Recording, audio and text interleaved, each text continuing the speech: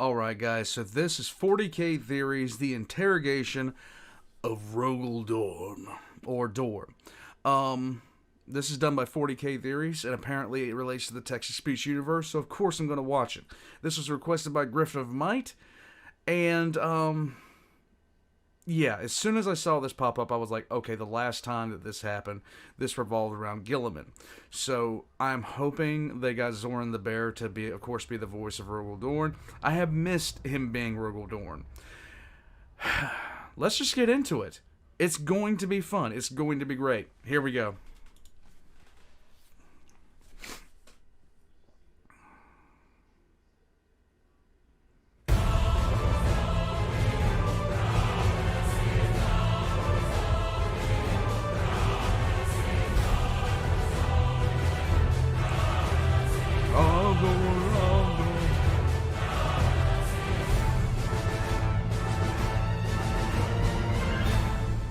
Here we go.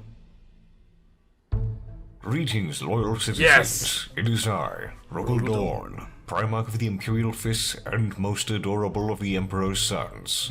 I've been tasked by a certain Lord Inquisitor Remlias of the Ordo Thereticus with answering a number of your questions. Boy, fetch me my appropriate documents. Boy? Thank you. Now, let's see here. I almost got hyped for a When second are there. you going to tell your sons that you're alive and well? This question is one I ask myself often in these darkest of times. But you must consider what my return would bring. Those four abominations would find cause to once again unify together and embolden their own followers. As the citizens of the Imperium, my sons, and my brother Gilliman would rejoice. I cannot distract Gilliman. And I shall return when my sons meet the test soon to befall them. One beyond a test of faith or endurance, so far gone to call it a test is simply inadequate and wholly true. Competition is always healthy. Who do you like to compete against in construction? A healthy rivalry can bring out the best in competitors. No. I would cite Fulgrim and Ferris as they were upon first meeting. Certainly far before their well-known final encounter. Two brothers to craft unparalleled weapons of war, aiming to outdo one another, and at the final step, declaring the other the victor. I suppose you would expect me to say, I would wish to compete against Perturabo in an almost expected manner. Right. Well, I cannot fault you for thinking this. I can say that Perturabo, as he is, would provide no sport in the endeavor of competitive construction. As we would grow to see the same tired minefield, razor wire, ambush sectors, hidden gun emplacements, fort after fort, meter after meter of plasteel and concrete, etc., etc. Right. If perhaps Perturabo was not cursed with his knowledge of all things, and his undefinable certainty, perhaps Perturabo, before or just at the start of the Great Crusade, would have been a worthy opponent for my legion and his to see about the building of the same fortress, or even different fortresses. Perhaps if the palace was held by Iron Warriors and Imperial Fists, the Horus heresy would have ended in the total depletion of Horus's forces against them. There is literally no doubt in my mind that the Iron Warriors and the Imperial Fest held the Imperial Palace together. There isn't a thing on... Like, you would seriously have to blow up the planet to beat them. That impregnable bastion. But in modern times, I would perhaps seek a challenge against Gilliman. With the mastermind, he would weave a tapestry of supply and logistics to make even my head spin. Are the sons of the Phoenix actually your descendants? And if so, why do they look and act so much like pre-heresy Emperor's children? I cannot say. As much tampering of pure Imperial Fist gene seed has occurred over the millennia. This is true. Perhaps they are indeed loyalist sons of Fulgrim. If so, they are the noblest and truest remnants of that twisted beyond all redemption legion of hedonists. What is your view on Perturabo's more architectural aspirations? A passion worth fostering. The worlds Perturabo would have built would have shamed the post-pacification efforts of other legions had he been allowed to or driven enough to do so. Right. Tragically, much of his efforts were spent in the mud, much due to his method of warfare. And if his success individual rate. Iron Warrior squadrons turned away from chaos and back to the Emperor's light, would you accept them back? As we have seen, the sins of the father do not always carry to the sons. However, Yeah, it has... yeah, but at the same time, they really, really do in the Imperium. They really, really do. One of the saddest things I found about what happened during the actual heresy itself was a lot of the legions that were away from their parent legion, away from their Primarch, when they found out they had turned, they usually found out when they were being shot or arrested. It's never a good sign. It's been 10 millennia of endless war. I doubt there are any Iron Warriors who are fleeing their dominions in the warp who do not have alternative motives for returning to the Imperium. Hello there, Lord Dorn. My question will task even your Primarch brain to its limits, a question so complex that I will be surprised if even a Primarch's brain can handle it. Do you like toast? In truth, it depends on the grain or starch. Most Imperial agro-worlds rely on mass-grown starches and compress them into nutrient bars. Proper bread, as you might know it, toasted, can be delicious if done right. With butter. Greetings, Lord Praetorian of Terra. I know this question might sound beneath your wisdom, but I must ask. Which plastic blocks are superior for building non-combat simulated fortresses for children? Lego or Pretex? Lego. After careful consideration and reviewing relevant data, I would have to say Lego.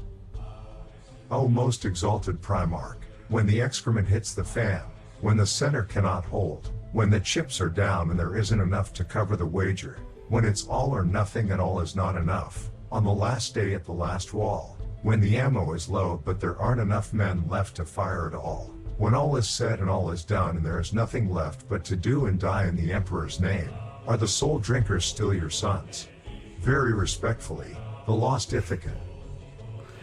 The tragedy of the soul drinkers is another reminder to all that even the staunchest defender can be corrupted by the taint of chaos. Very much so. Yet even as their body mutates around them, if they remain pure of heart and soul, they can overpower great evil. The noble among them I would call my sons. The traitors I would call corpses. What are your thoughts on Barabbas Daniak? He is a warrior of iron. He is no Iron Warrior. He may have shook his head in insult at such a statement, but considering what his traitorous kin have become, perhaps he would forgive me for making such a remark. Barbarous Dantiak is a My G. Lord Dorn, I have recently stumbled across a heretical text which seems to depict an alternate reality in which the traitor and loyalist legions were reversed. Most notably, the one to replace Horus as the arch-traitor was you. Resisting my initial urge to simply burn the text, I have decided to have a copy sent to you to hear your thoughts on it. I have read this disturbing tome. To see traitor and loyalist changed in such a manner unnerves me. What is worse to consider is that this is potentially real in some alternative reality, as portrayed by the warp. Dear Rogal Dorn, Praetorian of Terra, there is a topic that I believe deeply requires your attention as soon as you are able to do so. There is a chapter belonging to your gene line called the Excoriators. They are afflicted with terrible torment that came from your own most horrific moment. It is called the Darkness, and it's said to be a gene seed flaw that forces some to see terrible visions, namely you seeing the fall of the Emperor after the defeat of Horus. Can you please go to them and talk to them? They need their father to cure them of this mental flaw. Vulcan once offered you a hug when things were so wrong. Sometimes a good cure is simply being there for those who need it. Knight Scion of the Ordo Theoreticus, Matthias. Good question. I weep for my sons on this matter. Yes, I weep. No one, no being should suffer the grief and despair I felt in that exact moment of extreme doubt. Knowing the dream was over, it was unrecoverable, and all that remained was slow decline. Was almost too much to bear, even for me. But as I said, I cannot return at this time. Lord Dorn, your brother Lord Guilliman had stated before that his dauntless few, a band of brothers and their respective legions alongside his own Ultramarines, would be able to handle any situation and conquer any foe. Among them, He counted the noble Leman Russ, the angelic Sanguinius, the indomitable Ferrus Manus, and yourself. Pray tell, who would your dauntless few consist of? Who are the other 4 Primarchs and the legions that you would consider to pair well with your own? My nephews are wild at times, but of them, my dauntless few would be Sanguinius and his Blood Angels. Of course. Guilliman and the Ultramarines. Maybe. Vulcan and the Salamanders. Yes. And Corvus of the Raven Guard. Yes. I can readily depend on each of them to act independently or as a unified strike force. That makes a lot of Praetorian sense. of Terra, before the heresy began, do you think you and your brother Perturabo could have lessened any bad blood between the two of you? That is, if he was willing to do so? The major problem there is if he would be willing to lessen the bad blood. He would need to be capable of being wrong, and he refuses to accept that. I admit, I need to be less blunt in my approach. Yeah. However, his sensitivities would make it difficult. Lord Primarch Dorn, how do you feel about Lysander throwing the Imperial fists into a massacre on Taladorn in order to fight the Iron Warriors? That event was the Iron Cage 2.0 after all. Yeah. Wasteful. The lesson was learned once, and blind hatred led Lysander astray. Lord Dorn, what can you tell us about Malcador's personal history? Can you offer any new insights into who he was? I'm gonna wait for this one. Malcador was the man truly running the highest levels of the mundane in the Imperium. He was. He was, in essence, the founder of its functional government and many organizations. My father simply conquered. Malcador ran things. Pretty much. Lord, Okay, so one thing that people don't really understand about Malcador was he was apparently a very, very horrible person. So much so that Jagatai Khan, when Jagatai Khan let him know that Jagatai Khan knew who he was, Malcador really didn't know how to take it. And the Khan, of course, said, "Hey, I'm going to keep quiet about it." But in a conversation between a man who was running the Imperium pretty much and a guy who, planetary mass murder was par for the course, flat out. Apparently, Malcador thought, "Oh shit, he knows who I am. This could be a problem." Just saying, the morality of 40K and 30K for that matter is way off. So, damn. Lord Dorn of the Imperial Fists, we here on the world of Colo 500 have heard odd rumors regarding your brother Guilliman and his, shall we say, close relationship with Yvraine, an Eldari witch. What are your thoughts on this, mighty Lord Dorn?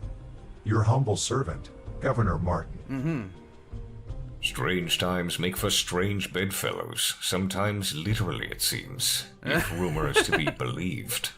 However, I am certain that such comments are made by certain High Lords, or other officials that have been slighted by my brother's extremely necessary reforms, making them redundant or shifting power concentrations away from them.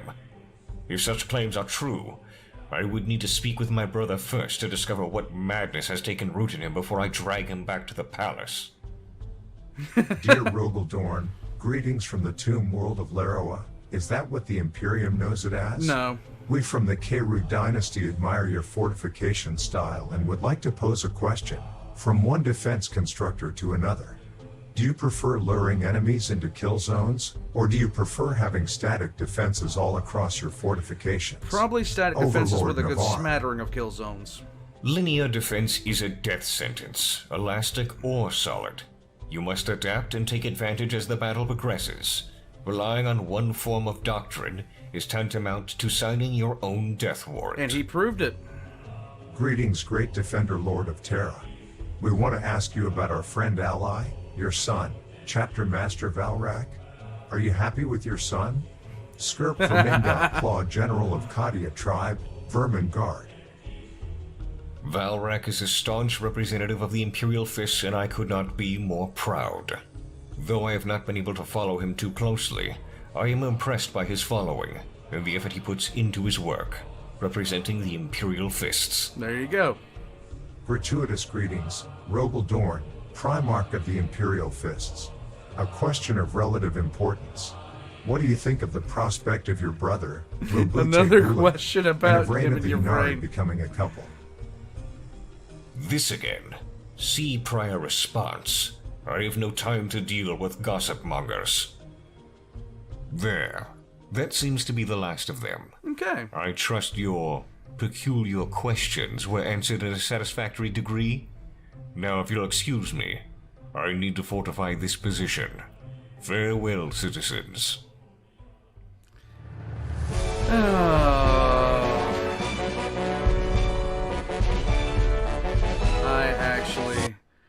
actually really absolutely 1000% miss. I miss text-to-speech with an absolute passion. I wish it were back. And things like this, I know my screen just went wonky, but I was sadly clicking, and that's what happens when you're sadly click stuff. I miss text-to-speech with a rabid passion. I really wanted to come back. That cliffhanger at the end of the last episode made me so absolutely sad. I was just sad for days. I'm still sad now. In any case, all of Rimley's links are going to be in the description down below. Rimley's, I really like that he partnered himself with text-to-speech. I love seeing his avatar in there for like some of the skits they did, and especially the podcasts. It was awesome. I always like it when people can make fun of themselves. I really do. And he definitely did on text-to-speech, and I was always a fan of that. All of his links are going to be in the description down below. And I'm also going to be putting my own links in the description down below. Guys, I'm sorry. I caught the feels real bad.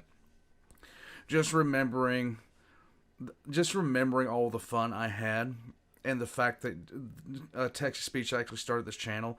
I actually got a chance to talk to Carl the Deranged about, a bunch of stuff he came into the channel one night, and he just started talking to everybody, and it was great to meet him. It was fantastic. And these guys are like, for me, it's a thing where I got my start listening and checking out what they did. And I really miss, I am completely fine. I absolutely love Hunter the Parenting. But I miss knowing that they were working on text-to-speech. It just made me sad when they put out that was being discontinued. In any case, I'm going to stop depressing everybody. Like and subscribe if you guys haven't already. Like I said, I'm going to be putting all 40K's theories links in the description down below, as well as my own, including a Discord where you can come in and throw rocks at me for being a mood killer. And maybe you guys want to come in and say mood kindred. In any case, alongside my Discord is going to be my Patreon, all my social media links, which I'm eventually going to figure out. I would like to thank Valk for trying to help me figure out how to do social media better. Eventually, I will not suck at it. I'll catch you guys next time. I hope you have a good night. I just wish Boy had been here. That would have made it all so much better.